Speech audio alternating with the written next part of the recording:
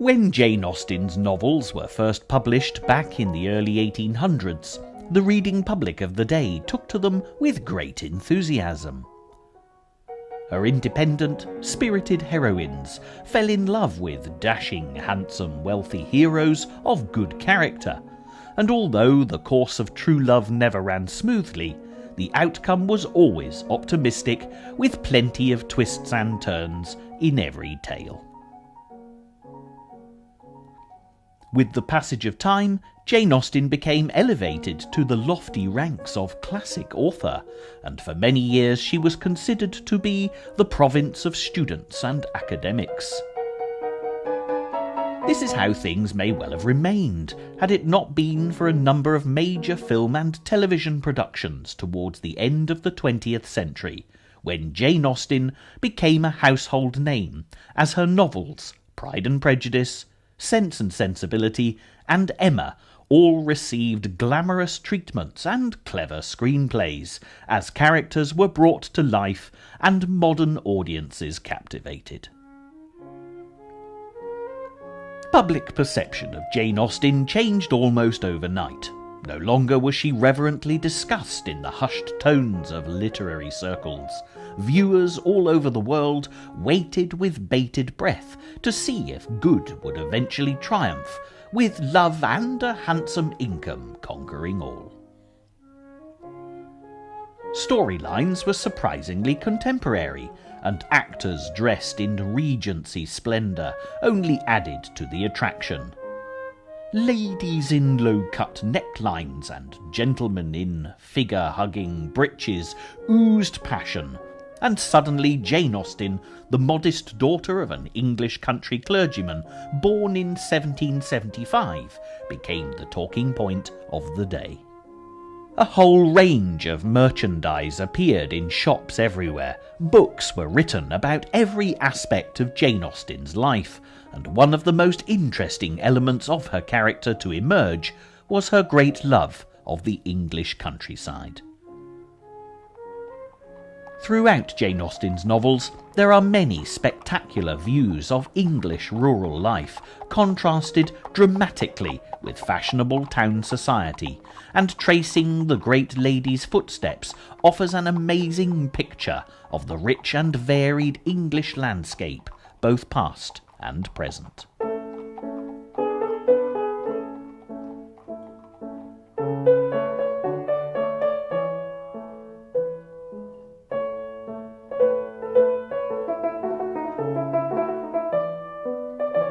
This programme has been designed to take you on a journey through Jane Austen's life and the places where she lived, holidayed, visited, and vividly immortalised in her novels.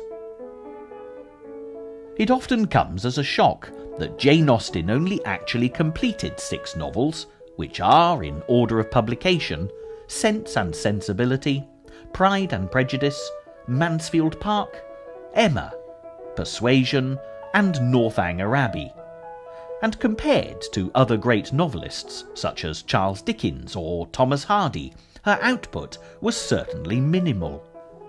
Consequently, the legacy she's left is all the more precious, and when you consider that she died at the tragically young age of 41, her potential as an author was never fully realised.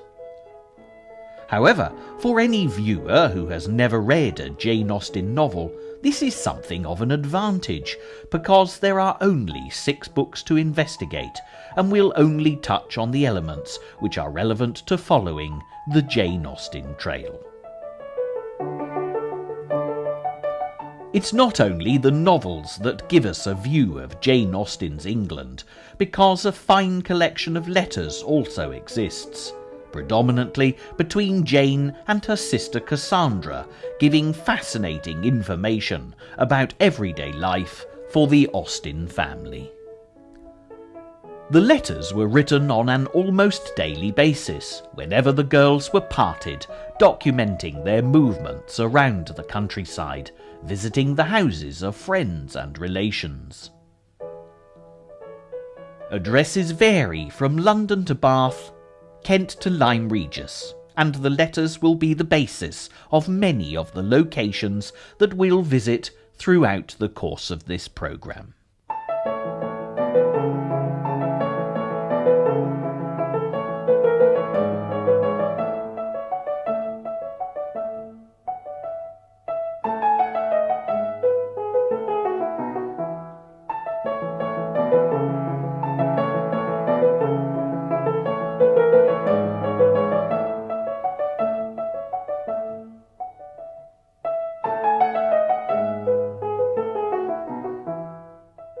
As any good storyteller knows, the best place to start is at the beginning, and in this case, the first destination is Jane Austen's birthplace at Steventon in Hampshire.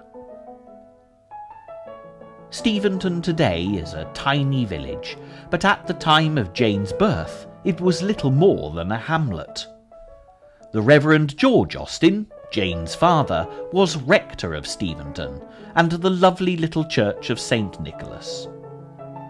He, his wife, and growing family lived in the nearby rectory, which was demolished way back in the 1820s, as it was thought to be unfit accommodation for a modern clergy family.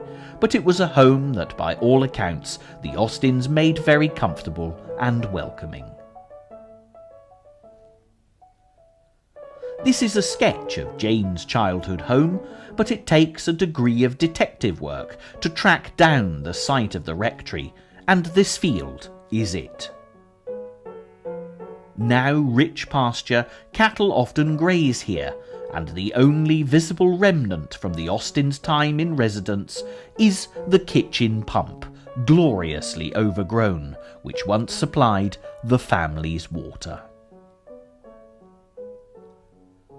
To get to the church at Steventon, and many thousands of visitors come each year to do just that, you actually pass this field, and few realise that it was here that Jane Austen was born on the 16th of December 1775.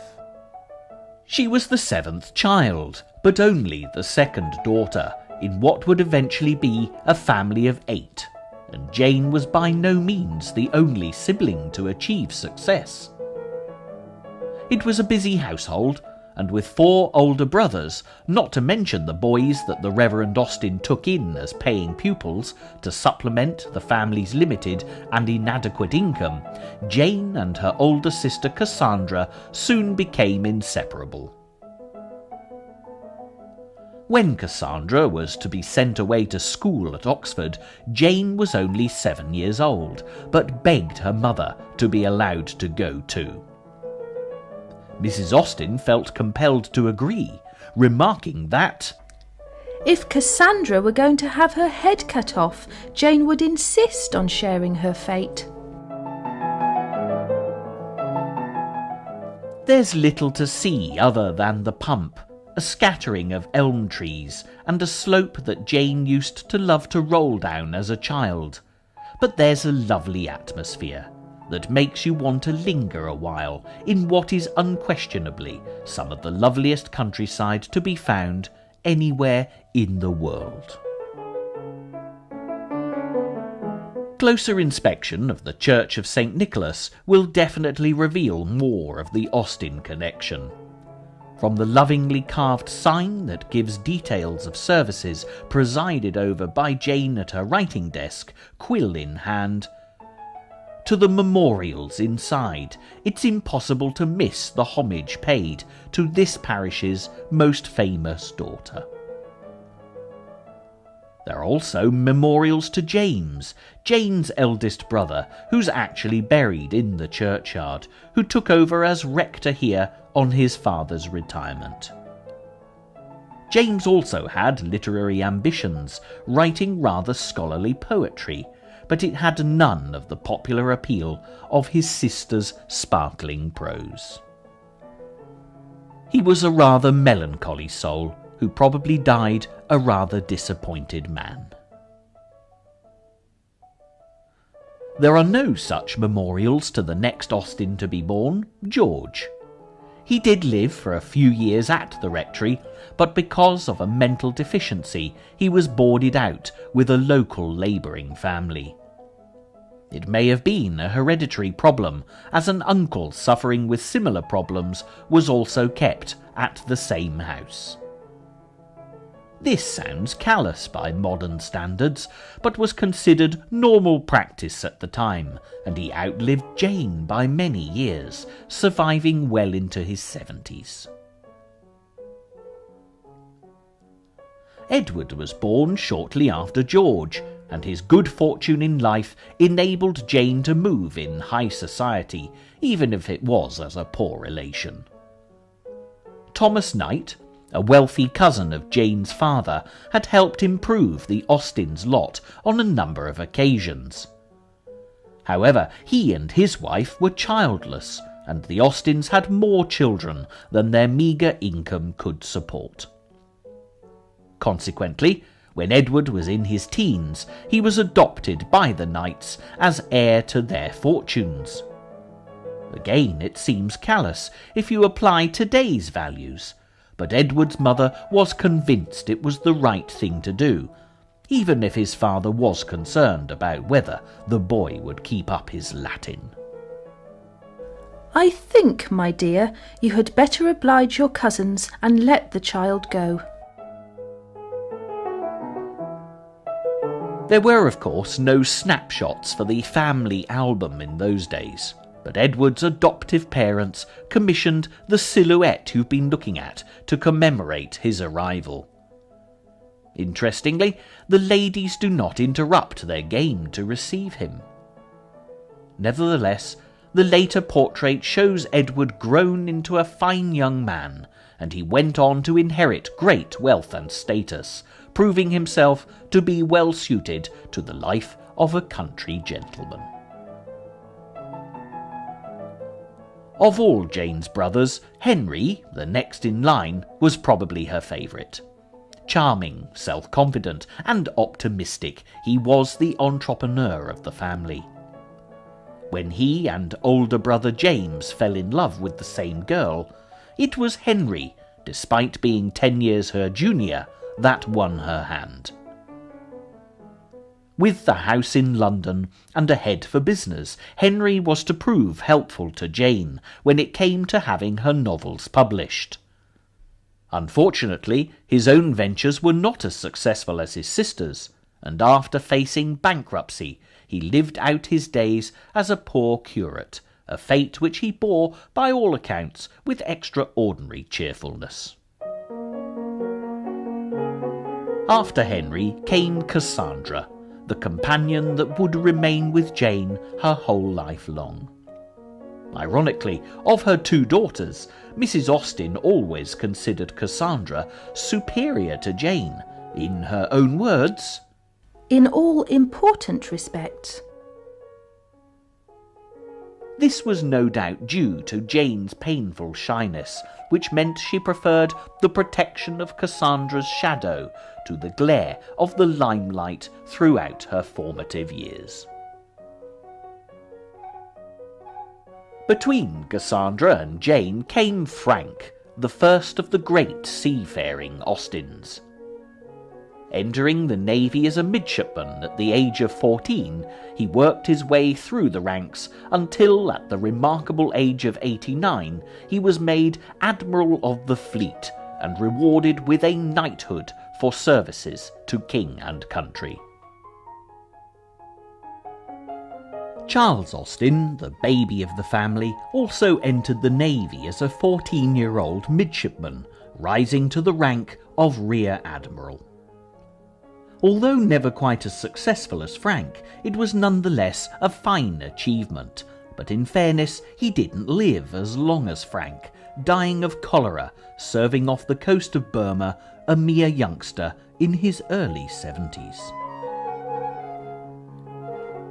Looking at the peaceful, tranquil scene at Steventon, and the tiny church that played such a huge role in the lives of each of the Austen children, it's incredible to think that so many of them rose to such significance in society in such very different ways.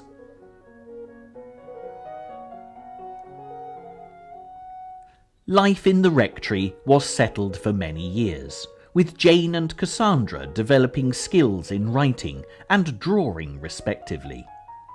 Jane wrote this History of England by a partial, prejudiced and ignorant historian when she was just 15 years old, and Cassandra provided the humorous watercolour miniatures to illustrate it.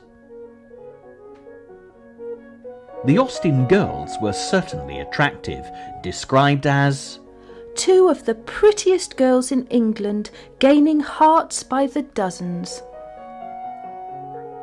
Country balls and frequent social occasions gave them plenty of opportunity to meet prospective husbands, marriage being the only suitable occupation in life for girls of their social standing. Unfortunately for Jane and Cassandra, England had been at war with France since Jane was 17, and the majority of young men were away serving with the armed forces. Those who remained were often poor husband material, but even so, competition between so-called genteel young ladies was fierce. Jane had a brief flirtation with a handsome young Irishman of whom she had high hopes, but his family felt that the penniless daughter of a country parson was beneath his station in life. Although Cassandra fared better, becoming engaged to one of her father's former pupils, he died of yellow fever on an expedition to the West Indies. Being unlucky in love certainly gave Jane a wealth of experience to write about, and by the age of 20 she'd written her first attempt at a novel, Elinor and Marianne, later to be published as Sense and Sensibility. A year later she wrote First Impressions, which her father thought excellent, offering the novel for publication. It was flatly refused and returned unread, but it would re-emerge in later years as Pride and Prejudice.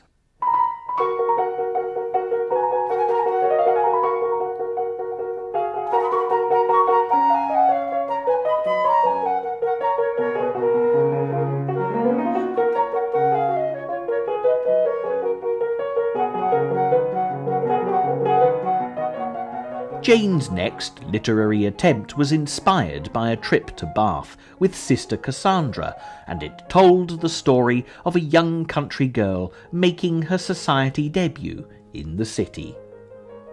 The manuscript, entitled Susan, was sold to a publisher for £10, but ironically it was dismissed and did not appear in print until after Jane's death as Northanger Abbey. Without doubt, Jane Austen was a country woman at heart and described herself as proud to have been a Hampshire-born Austen. Consequently, when her father announced that he was retiring to Bath, Jane was appalled at the prospect that faced her. The city may have proved inspirational on a visit, but to live there? The idea was just too awful to contemplate, and Jane, not a young woman prone to fits of the vapours and swooning, fainted. It was Jane Austen's first experience of helplessness as a single female with no income. Her brothers had moved away to set up households of their own, leaving only the sisters at home with their parents at Steventon. The girls had no choice, and at the age of 25, Jane left the beloved countryside of her birth and headed for the city. if these thoughts from Jane reflected her true feelings, then we know that it was with a heavy heart that she accepted her fate. The first view of Bath in fine weather does not answer my expectations. I think I see more distinctly through rain. The sun was behind everything, and the appearance of the place from the top of Kingsdown was all vapour, shadow, smoke and confusion.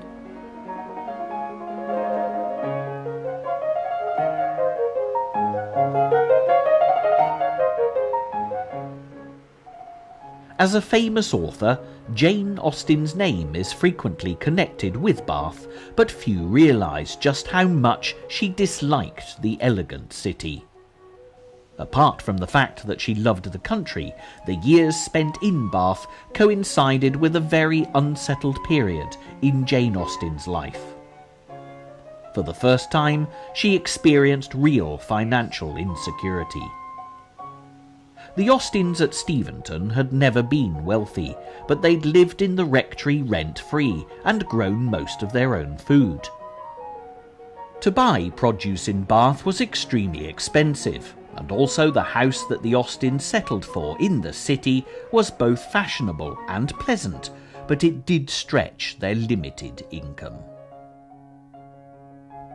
When the lease was up on the property some 3 years later, they moved to poorer lodgings, which had been rejected on their arrival in Bath as too low-lying and damp.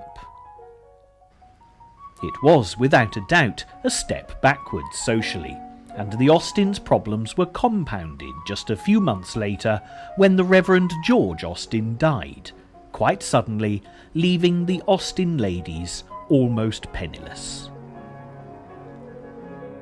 For Jane, losing her beloved father was a terrible blow, and from this point onwards, Bath was always linked to this tragic episode. We have lost our excellent father. An illness of only 48 hours carried him off yesterday morning. It has been very sudden. Within 24 hours of his death he was walking with only the help of a stick, was even reading. His tenderness as a father, who can do justice to? The serenity of the corpse is most delightful. It preserves the sweet, benevolent smile which always distinguished him. There were a further 2 moves to even sadder lodgings in the city, before the ladies moved to Southampton to share a house with Jane's brother Frank and his family. Frank was away in the Navy, and his wife was pregnant, so the arrangement was also advantageous to him, as he could leave his wife in the care of his mother and sisters. It was with great relief that Jane took her leave of Bath, and considering what had befallen her there, it was hardly surprising. However, despite what Jane Austen may have felt about the city, Bath truly is beautiful, and for the many thousands of visitors who come here today, there's a great deal of interest to see. In happier circumstances, Jane Austen herself may well have viewed things differently. Ironically, it was one of Jane Austen's distant relations, the Duke of Chandos, who instigated the rebuilding of Bath in such glorious style. He came to take the spa waters for his health in 1727, and saw a wonderful opportunity for redevelopment. With a vision of creating a new Roman city, the Duke brought in architect and builder John Wood to realise his dream. Expanding out from the stunning abbey and the original Roman baths, Queen Square, Gay Street, and Wood's Piece de Resistance, the circus, all quickly grew to grace the city's landscape. His good work was continued by his son, another John Wood, who built the famous Royal Crescent. a great architect of the time, Robert Adam, was responsible for the beautiful Pulteney Bridge, which links the city centre via Great Pulteney Street with the new elegant developments which sprang up on the other side of the river during Jane Austen's stay in the city. Bath rapidly grew into a fashionable watering hole, and the cream of society flocked in. The 18th century pump rooms built above the Roman baths became a popular meeting place, and for the modern-day visitor it's still possible to drink the waters, taken from a hot spring which rises from the ground at 47 degrees centigrade.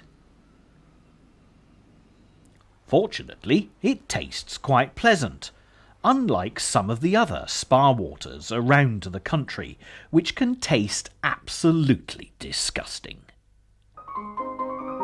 Whatever Jane Austen thought of Bath, it was certainly a considerable source of inspiration for her writing. There was also one other advantage that was to be had from moving to the city. During the hot summer months, the Austen family would spend long holidays in the West Country to avoid the heat. The sea air was also a tonic for Jane Austen's spirits, and visits to Sidmouth, Dawlish, Teignmouth and Lyme Regis were always much appreciated. Just as Bath had unhappy associations for Jane, the seaside certainly seemed to inspire more pleasant, uplifting thoughts.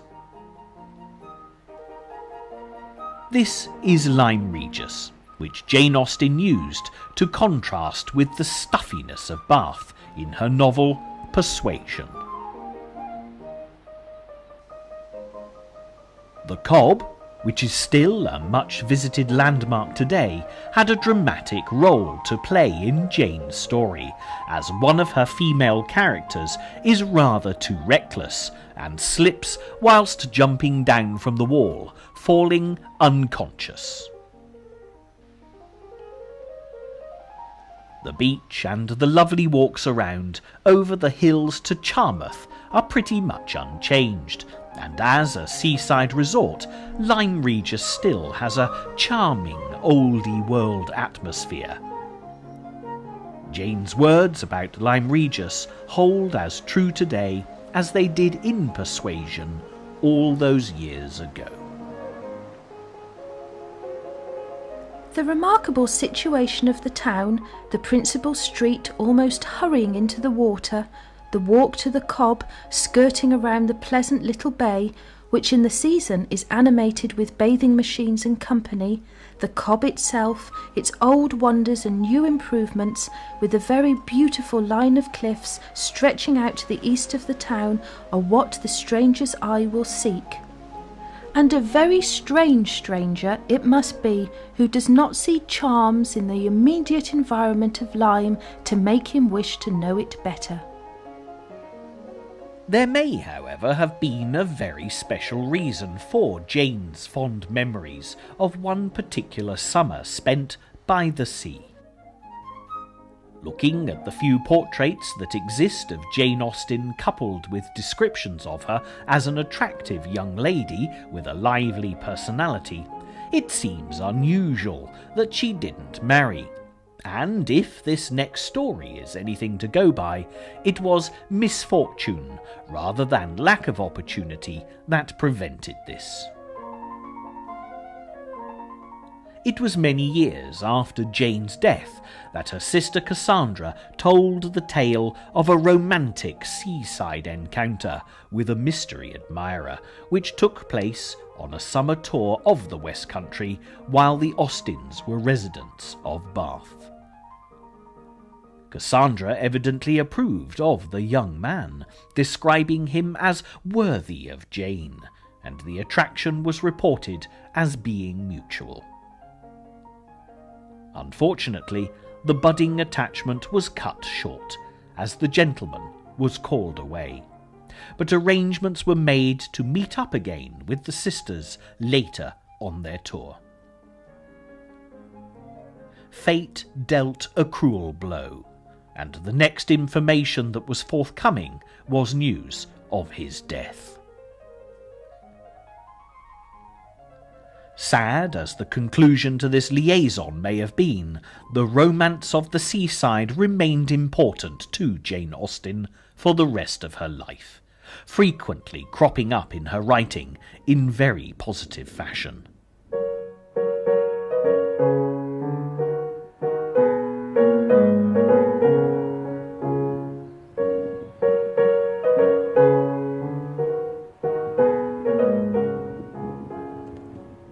The clock was ticking for Jane, young men were in short supply, and any hopes of matrimony that she might have had were fading fast. A short time after the incident with the mystery admirer, Jane and Cassandra were visiting with friends at Steventon. The younger brother of the household, then aged 21, proposed to Jane, 6 years his senior. They were a well-to-do family, and the marriage would have provided Jane with a secure and comfortable future, and she accepted. By the next morning, however, she'd changed her mind, and after rejecting her young suitor, returned home to Bath immediately. We know from Jane Austen's novels that she was very much ahead of her time, with a view that marriage should be for love or not at all. And perhaps, despite the advantages being offered her, it was the knowledge that she didn't love the young man that made her turn him down. It was as if Jane was aware that this was her last chance to marry and have a family of her own, because from this point on she became more settled with her lot as a single woman, and contented herself with being a much-loved aunt. Once away from Bath, although the period of time spent at Southampton was a little grim, the Austen ladies began to come to terms with their grief and diminished circumstances. Then an opportunity arose that was to change their lives very much for the better. Brother Edward, who'd been adopted by rich relations, had come into his own as a wealthy gentleman, with a number of fine properties and estates. One of his estates was at Chawton in Hampshire, where a short distance from the great house stood Chawton Cottage, a substantial red brick building at the heart of the village, and it was this property that he offered to his mother and sisters rent-free. The fact that Chawton is only about 15 miles away from Steventon made this move even more perfect, as Jane could at last return to the beloved countryside of her birth. So begins the most important chapter in the life of the writer Jane Austen. In July 1809, at the age of 33, probably quietly resigned to spinsterhood, Jane moved into Chawton Cottage, which she described in glowing terms in a letter to Brother Frank. As for ourselves, we're very well, as unaffected prose will tell. Our Chawton home, how much we find already in it to our mind, and how convinced that when complete it will all other houses beat. Today, Chawton Cottage still stands in the middle of this lovely Hampshire village, and as the new name-board displays for all to see, the alternative title, Jane Austen's House, this is a very special location for anyone tracing the great lady's footsteps. Although Jane Austen departed this house in 1817, it truly is just as it was in her day, giving the impression that she might well walk back in through a whitewashed door at any moment. There are reports of Jane Austen's ghost walking through this house, but the reasons for such a strong link to the past are far more tangible.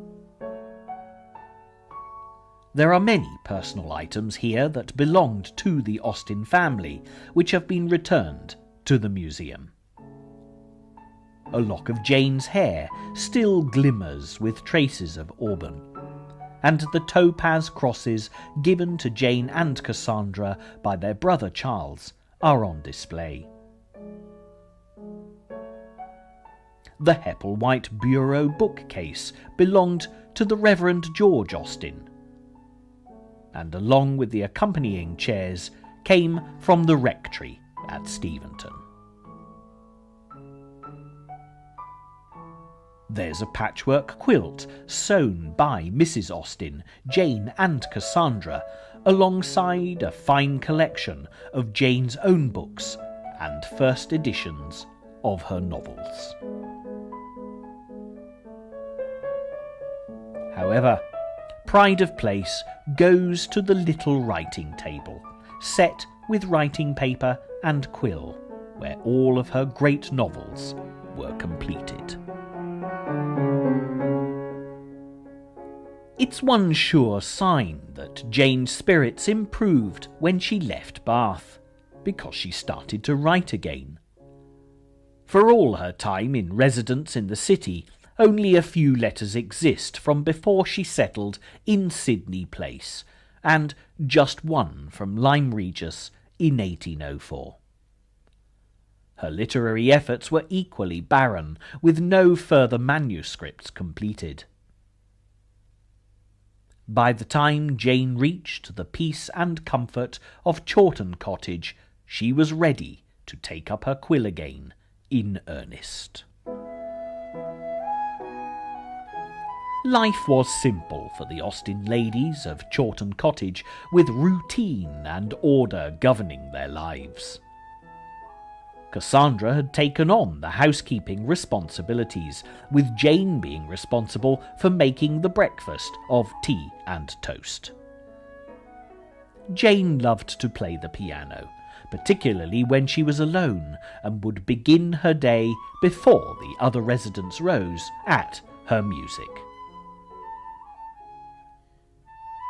These music books are Jane's own handwritten manuscripts, and they've been used in recent years to make authentic recordings of the kind of music Jane enjoyed, and indeed make up the soundtrack of this programme.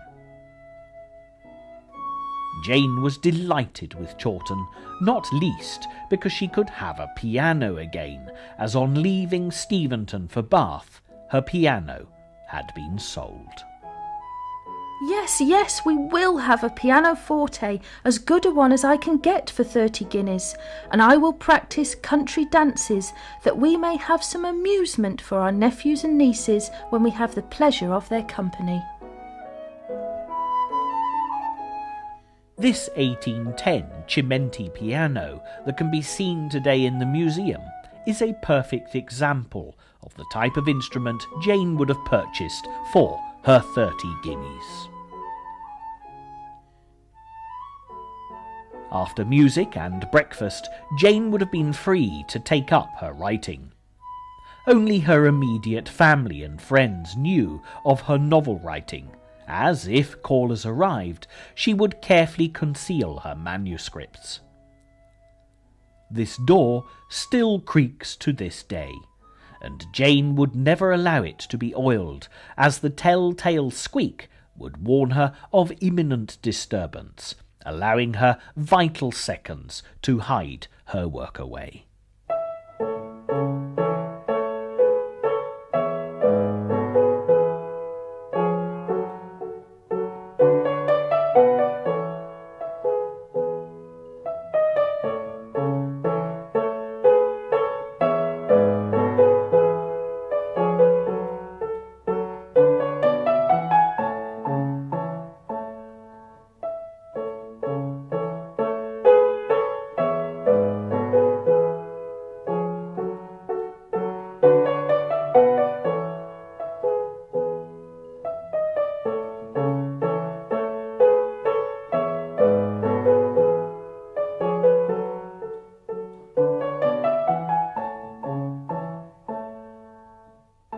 value of fresh air was also truly appreciated in the Austen household, and although the ladies of Chawton weren't able to afford to keep a carriage themselves, Brother Edward provided this now perfectly restored donkey carriage for the family to use.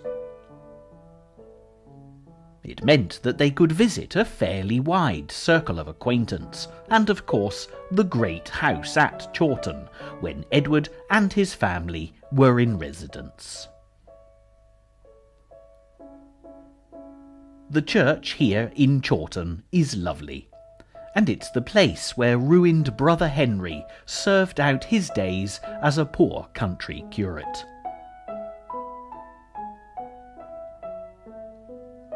Both Mrs. Austen and Cassandra are buried side by side in this beautifully kept little churchyard, and for anyone passing this way, it's well worth a visit. When Jane Austen arrived at Chawton, it had been some years since she'd sold her manuscript, Susan, for publication. Once she knew that the move back to Hampshire was arranged, she wrote to the tardy publisher, inquiring about its progress. Jane was rather affronted when he suggested she buy it back, and took matters no further, turning her attention instead to transforming Eleanor and Marianne into Sense and Sensibility. The atmosphere at Chawton proved pleasantly productive, and the novel, now famous the world over, was published anonymously by a lady in 1811. Next came Pride and Prejudice, telling the great love story of Elizabeth Bennet and Mr. Darcy. Many think that Mr. Darcy's grand estate, Pemberley in Derbyshire, was inspired by a visit Jane Austen made to Chatsworth on a tour of the area. Pride and Prejudice appeared in print in 1813, with Jane referring to it as her own darling child, and was concerned about how it might be received. I must confess that I think Elizabeth Bennet as delightful a creature as ever appeared in print, and how I shall be able to tolerate those who do not like her at least, I do not know. Jane needn't have worried. The reading public adored Elizabeth, and Pride and Prejudice was a huge success. The next novel, Mansfield Park, published in 1814, was not so popular, although it was the first to be composed in its entirety at Chawton. The heroine, Fanny Price, is a very good sort, and to this day it is true to say that readers love her or hate her. There's just no middle ground with Fanny Price. There's also a fine naval feel to the book, influenced strongly by the tales reported back from brothers Frank and Charles. Jane was disappointed with the handling of Mansfield Park and changed publisher when Emma came into print in 1815. Jane was yet again adventurous with her leading lady, describing her as a heroine whom no one but myself will much like. The novel was nevertheless a great success, and Emma Woodhouse is as popular today as ever. There is, however, an interesting story connected with Emma, which may well have substantially increased the readership. Quite unexpectedly, when Jane Austen was staying in London with her brother Henry, she received a visit from a royal emissary. His Royal Highness, the Prince Regent, the future King George IV, had heard that Miss Austen was in London, and, as an admirer of her work, invited her to visit the library at Carlton House, his London residence. The messenger was James Stanier Clark, the rather opinionated librarian who offered Jane advice on novel writing. The incident provoked Jane to reply with one of her most famous letters, explaining why she was unworthy of his attentions. I think I may boast myself to be, with all possible vanity, the most unlearned and uninformed female who ever dared to be an authoress. Jane may well have been flattered that the future king admired her work, especially as she was still writing anonymously. But she was faced with a dilemma when Mr. Stanier Clark informed her that the prince had given his permission for her to dedicate Emma to him. It was impossible for Jane to decline the honour without causing great offence, but she really took a very dim view of the Prince Regent and his scandalous womanising and gambling. At one stage, his wife, the Princess of Wales, had complained about his treatment of her in a letter to the newspapers, and Jane left us in no doubt about her opinion of the prince when she read it. I suppose all the world is sitting in judgment upon the Princess of Wales's letter. Poor woman, I shall support her as long as I can, because she is a woman, and because I hate her husband. Harsh words from Jane, but the dedication was duly made as directed, and the success of the novel was assured. By the time Jane Austen had completed work on her next novel, Persuasion, her health was beginning to deteriorate rapidly.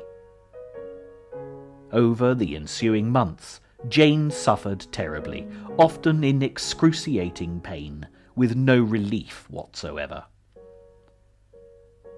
Her doctor was a well-respected physician based in Winchester, some miles from Chawton, and he suggested that his patient move to Winchester so he could give more regular care. There was nothing else for it, and in May 1817, Jane Austen and her faithful sister Cassandra left their Chawton home for lodgings here at 8 College Street, Winchester.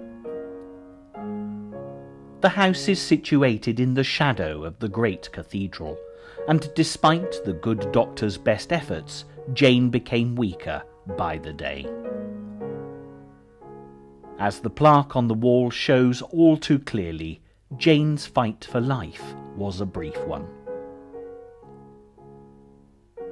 Jane Austen died on the 18th of July 1817, at the age of 41, in the arms of her beloved sister. Cassandra was left to mourn Jane and watch the tragic burial procession to Winchester Cathedral, Jane's final resting place. These words sum up Cassandra's terrible personal loss. I have lost a treasure, such a sister, such a friend as never can be surpassed. She was the sun of my life, the gilder of every pleasure, the soother of every sorrow. I had not a thought concealed from her, and it is as if I had lost a part of myself. The cause of Jane's death is still something of a mystery, as no one is altogether sure what killed her. There are those who believe Addison's disease, a disorder affecting the adrenal glands, was the cause of her demise, but it may well equally have been some form of cancer. Whatever, with none of the medical advances that are available today, Jane Austen's death would, without doubt, have been painful and drawn out, not only for her, but for those that loved her so dearly, as the agony of watching Jane and her genius fading away must have been appalling. Winchester Cathedral is a magnificent piece of architecture, but there's nothing grand about Jane Austen's memorial stone, a simple but poignant slab on the floor of the north aisle in the nave. And who can say how many people walk across Jane Austen's mortal remains without even realising that she's there? A brass plaque can be found on the wall above it, and there are always helpful cathedral guides on hand to point anyone searching for Jane Austen's grave in the right direction.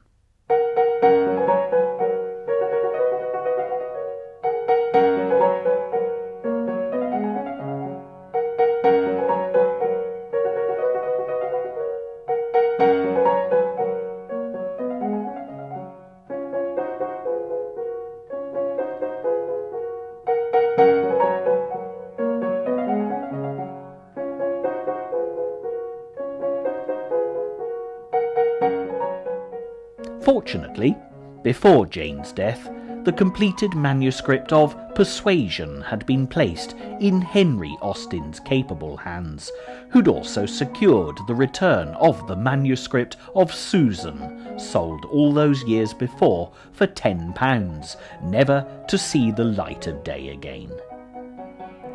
Jane reworked the novel and completed it as Northanger Abbey.